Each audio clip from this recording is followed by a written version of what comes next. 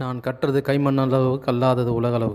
நான் ஒரு எலக்ட்ரிக்கல் ஃபால்ட்டுக்காக இன்றைக்கி ஒரு வீட்டுக்கு போயிருந்தேன். அங்கே பார்த்தீங்கன்னா படிக்கட் லைட்டு, கேட் லைட்டில் எதுவுமே எரியல. பிரேக்கர் ஆன் பண்ணால் பிரேக்கர் கீழே ஆஃப் ஆகிடுது, உடனே விழுந்துடுது அப்படின்ற மாதிரி சொல்லி சொன்னாங்க. ஒரு சுவிட்சாக போட்டு பார்க்கும்போது கரெக்டாக அந்த கேட் லைட் சுவிட்ச் போடும்போது பிரேக்கர் கீழே இறங்குச்சு. கேட் லைட்டோட பிரேக்கர் மட்டும் ஆஃப் பண்ணிட்டு மீதி பிரேக்கர்லாம் ஆன் பண்ணிட்டேன். அந்த கேட் லைட் கீழே உடச்சி பார்க்கும்போது பார்த்தீங்கன்னா ஒயர்லாம் எரிஞ்சிருந்தது. அந்த கேட் லைட் கீழே பார்த்தீங்கன்னா ஃபுல்லாக தண்ணி இறங்கியிருந்தது. தண்ணி எப்படி இங்கே வந்து சொல்லி பார்த்தா பக்கத்துலேயே சேம்பரு. சார் சேம்பர் ஊற்றுறவங்க சார் சொன்னால் சேம்பர் ஃபுல்லாக தண்ணி ரொம்ப இருந்தது, காவ தண்ணி. Drainage line அடப்பாயிருக்கு.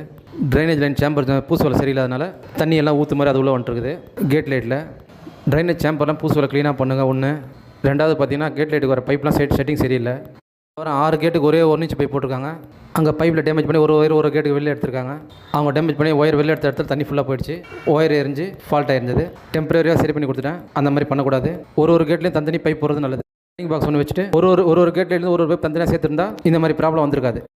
செய்ய மாட்டாங்க ஒரு சில